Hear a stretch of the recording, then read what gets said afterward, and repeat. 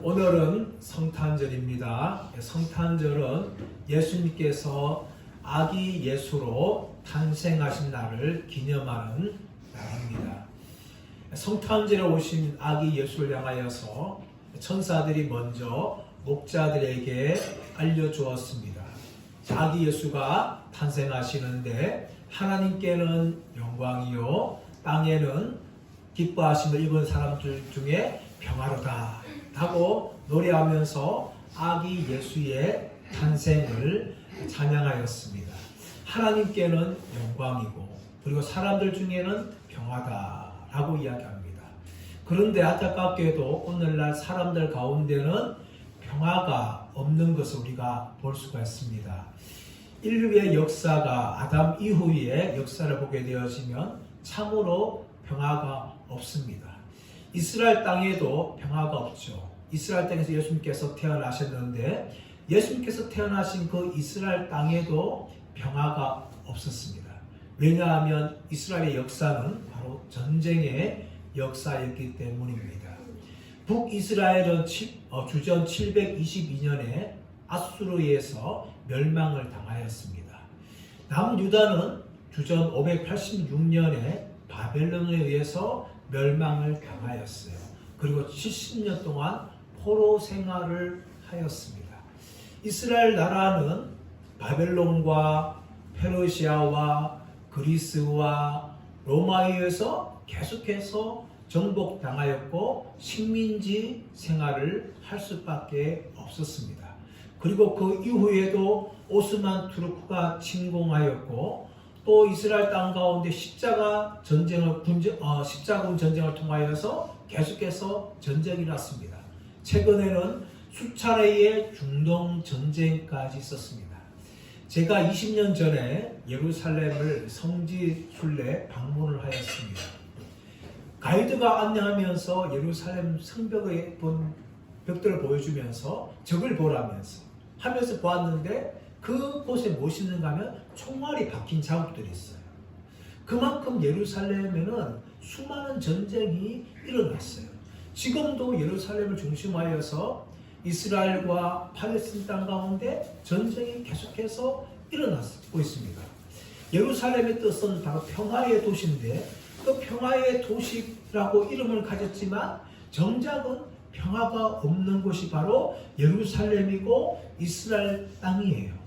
그런데 이스라엘 땅만 그렇습니까? 우리가 뉴스를 통해서 보게 되어지면 전 세계에 전쟁의 소문이 끊이지 않고 있어요.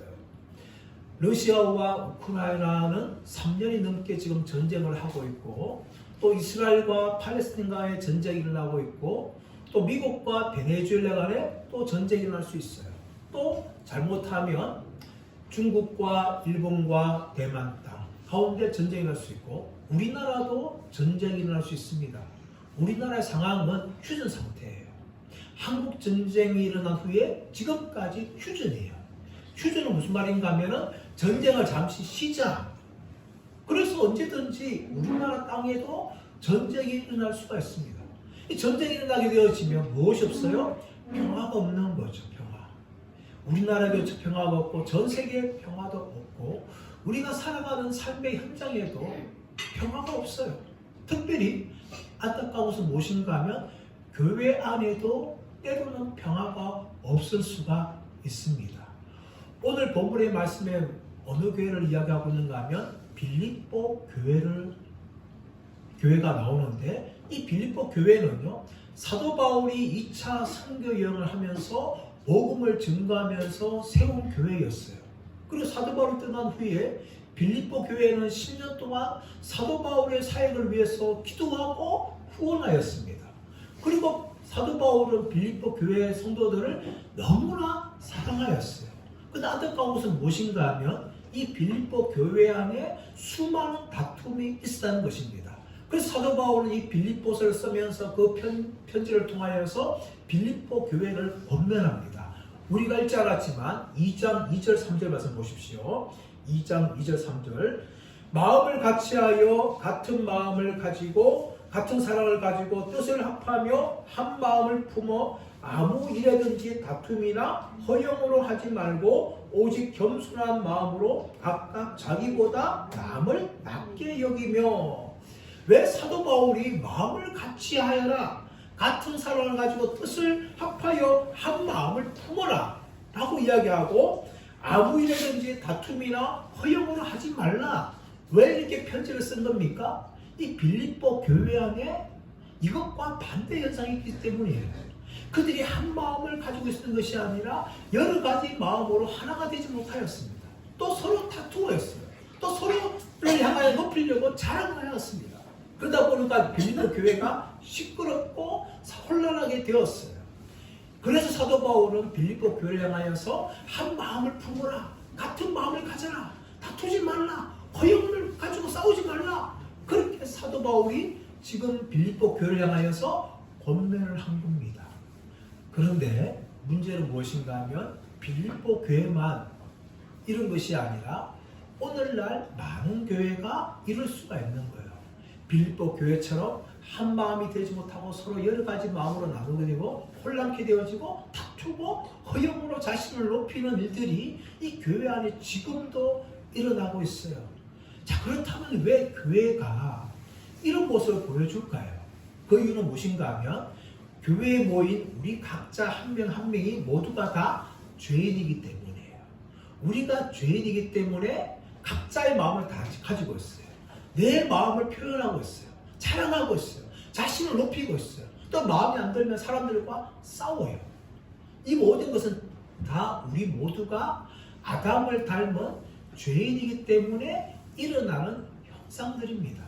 그래서 예수님께서는 사도 바울을 통하여서 이 빌립보 교회를 향하여 편지를 쓰면서 어떻게 권면합니까? 자, 5절 말씀 보시면 너희 안에 이 마음을 품어라.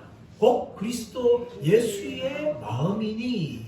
사도 바울은 너희 안에 이 마음을 품어라. 그 마음이 무엇인가 하면 바로 예수 그리스도의 마음이다 라고 이야기합니다. 이것을 좀 더 쉽게 번역하면, 바꾸면 어떻게 바꿀 수 있는가 하면 너희의 태도가 예수 그리스도의 태도가 되게 하라 라는 말로 바꿀 수가 있어요.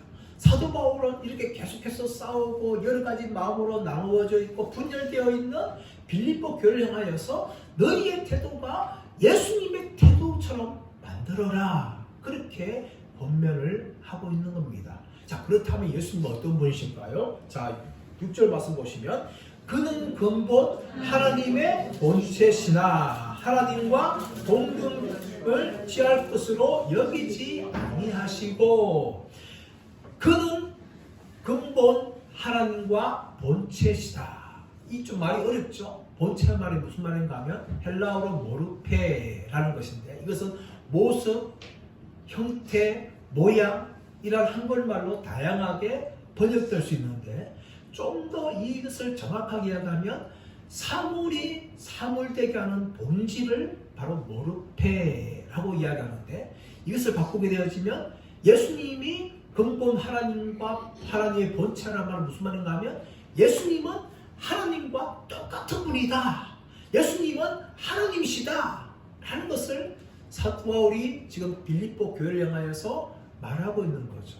예수님은 다른 분이 아니라 하나님과 똑같은 하나님이셨다. 예수님은 하나님의 아들이지만 하나님과 다른 분이 아니라 하나님 아버지와 똑같은 하나님이다 라는 것을 사도 바울이 말하면서, 이런 예수님께서 어떤 태도를 가지고 있는지 6절 하반절에서 보여주고 있는데, 자, 6절 하반절 먼저 치면 하나님과 동등됨을 취할 것으로 여기지 아니하시고. 하나님과 동등됨을 취할 것으로 여기지 않았다는 거예요. 분명히 예수님이 하나님 아버지와 똑같은 분이라면 하나님 아버지와 동등되잖아요. 하나님이시기 때문에, 같은 하나님이기 때문에 똑같은 분이세요. 그런데 예수님께서는 하나님의 아들이시기 때문에 하나님 아버지와 똑같은 위치에 있는 것을 취할 것을 여기지 아니했다라고 이야기합니다. 어떻게 하셨을까요? 자, 7절 상반절 말씀 보시면 오히려 자기를 비우셨다. 하나님 아버지와 똑같은 하나님이시지만 동등함을 취하지 아니하기 위해서 어떻게 했는가 하면 자기를 비우셨다는 거예요. 자기를 비우셨다. 이 자기를 비우시다는 걸 영어로 번역하자면 make himself nothing 이란 말이에요. 자기 스스로 아무것도 아닌 것으로 여기셨다. make himself nothing. 자기 스스로, 예수님께서는 자기 자신을 하나님과 똑같은 위치에 두는 것이 아니라 아무것도 아닌 위치에 두셨다라는 의미예요. 이 비우셨다는 것은 무슨 말인가 하면 예수님께서는 하나님과 같은 신성을 가지고 계신 분이신데 그 신성을 버리셨단 말이 아니에요. 이 말은 비웠단 말은 무슨 말인가 하면 하나님과 똑같은 신성을 가지고 계셨지만 잠시 그것을 누리기를 제한하셨다. 포기하셨다. 라는 것이 바로 이 비웠다는 의미입니다. 이것이 바로 예수님이신데 예수님께서는 하나님과 똑같은 이 권리를 가지고 계셨지만 능력을 가지고 계셨지만 그것을 스스로 제한하시고 스스로 포기하심을 통하여 어떻게 하셨습니까? 자, 7절만 보시면 종의 형체를 가지사라고 이야기합니다. 이 종은 뭡니까? 바로 우리 인간들을 말이에요. 예수님께서는 똑같은 하나님이셨지만 바로 인간의 몸을 취하셨다는 거예요. 인간의 몸을 취하셨다는 거예요. 우리 인간처럼 똑같이 우리 인간의 몸으로 오셨습니다. 하나님이신 분이 바로 인간의 몸을 취임을 통하여서 마리아라는 여자의 배를 통하여서 똑같이 아기의 몸으로 이 땅에 오신 거예요. 그것이 바로 성탄입니다. 성탄. 예수님께서 탄생은 바로 그 신비입니다. 하나님이셨지만 스스로 낮추셔서 이 땅에 오시는데 우리와 똑같은 인간의 몸을 가지고 종의 형체를 가지시고 이 땅에 태어나셨어요. 자, 그런데 한 가지 다른 게 있는 건 무엇인가 하면 7절 하반절 말씀 나보시면 사람들과 같이 되셨고 사람의 모양으로 나타나셨다는 거예요. 분명히 우리와 똑같은 아기로서 이 땅에 태어나셨어요. 그런데 사람의 모양으로 나타나셨다라고 이야기하는 거죠. 이게 무슨 말입니까? 모양이라는 말은 앞에 나오는 본체와 비슷한 의미지만 다른 단어예요. 앞에 본체라는 것은 우리가 모르페라는 단어를 사용했는데 여기서는 스케마라는 단어예요. 이것은 같지만 같지 않은 것을 이야기하고 있어요. 예수님은 우리와 똑같은 인간이세요. 같아요. 그런데 같지 않은 분이라는 거예요. 이 말이 무슨 말입니까? 우리와 똑같은 인간의 몸으로 태어나셨지만 예수님은 하나님이시기 때문에 죄 없으신 하나님이세요. 그래서 우리와 똑같은 인간으로서는 같아요. 하지만 다른 게 뭐예요? 바로 예수님은 똑같은 인간이시지만 죄가 없으신 하나님이시기 때문에 라는 것이 다른 거죠. 그래서 사람같이 되었지만 사람의 모양으로 나타나셨다는 거예요. 이 땅에 오신 예수님은요, 우리와 똑같은 연약한 아기에 불과했어요. 그러나 그 예수님은 하나님이시기 때문에 죄가 없으신 분이세요. 그래서 우리의 구주가 될 수 있는 거예요. 여기에 대해서 요한복음 1장 14절 말씀 보시면 말씀이 육신이 되어 우리 가운데 거하시니 우리가 보니 독생자의 영광이요 라고 이야기합니다. 은혜와 진리가 충만하더라 라고 이야기합니다. 왜 그럴까요? 똑같은 인간이지만 예수님은 말씀, 하나님으로서 인간이 되셨어요. 그래서 독생자의 영광이며 은혜와 진리가 충만한 분이다 라고 이야기하는 겁니다. 두 번째, 오늘 8절 말씀 볼까요? 8절 말씀 시작. 사람의 모양으로 나타나사 자기를 낮추시고 죽기까지 복종하셨으니 십자가에 죽으심이라. 아멘. 예수님께서는 하나님과 똑같은 분이셨는데 자신과 하나님과 동등됨을 취할 것으로 여기지 아니하시고 첫 번째는 자기를 비우시고 종의 형체를 가사사 사람들과 같이 되셨고 사람의 모양으로 나타나신 첫 번째인데 더 나아서 무엇인가 하면은 8절 말씀 보기처럼 자기를 낮추시고 죽기까지 십자가에 죽음에 복종하셨다라고 이야기합니다. 자기를 낮추셨어요. 예수님은 이 땅에 아기로 오셨어요. 아기로 오셨고 태어나셨어요. 그리고 똑같이 아버지 요셉, 어머니 마리아의 사랑을 받고 정상적으로 달아납니다. 똑같이 자라났어요. 그리고 예수님께서는 우리처럼 슬픔을 경험하셨어요. 예수님도 아버지가 일찍 죽었다라고 신학자들은 이야기합니다. 왜냐하면 요셉의 이야기가요 나오지 않아요. 탄생 때만 나오고 그 이후로는 아버지 요셉에 관한 이야기가 이름도 등장하지 않아요. 그래서 학자들은 이 요셉이 예수님이 어릴 때에 죽었을 것이다. 그렇게 이야기합니다.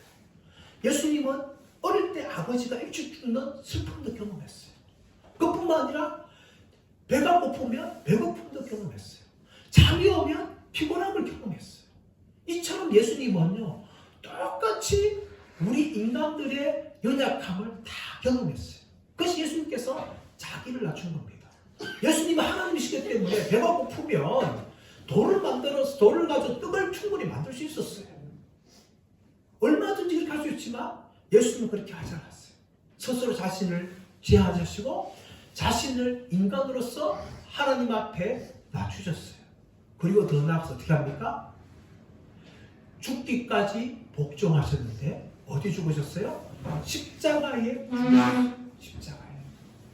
십자가에 죽기까지 복종하셨어요. 왜 복종하셨을까요? 십자가에 죽는 것이 하나님의 뜻이었고 하나님의 구원의 계획이었기 때문에 그렇습니다. 그래서 예수님께서는 자기를 낮출 뿐만 아니라 십자가에 죽기까지 하나님의 이 구원의 계획에 복종하셨어요. 이 십자가는 무엇을 말할까요? 십자가는 모멸의 상징입니다. 모멸의 상징.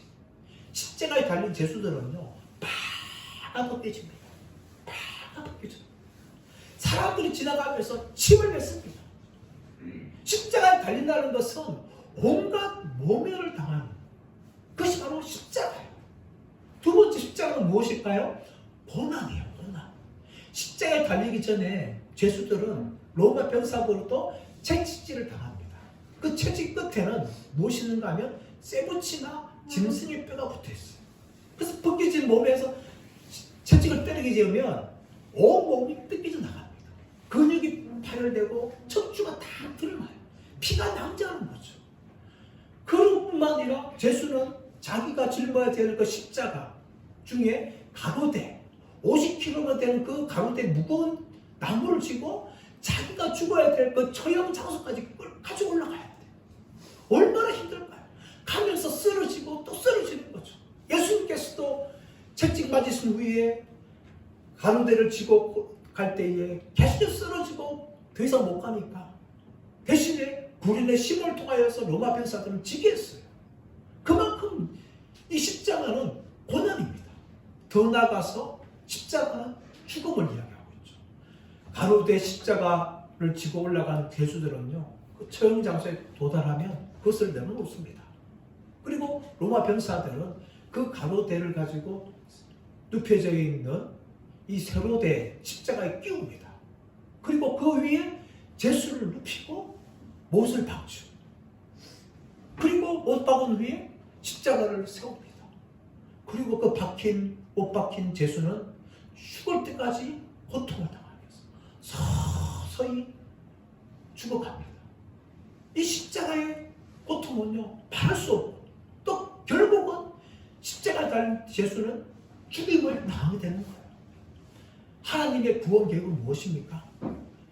아기로 인간의 몸을 입고 오신 그 예수께서 우리의 죄를 대신하여서 십자가에 죽게 하시는 거예요. 예수님은 십자가에 죽기 위해서 이 땅에 오신 분입니다.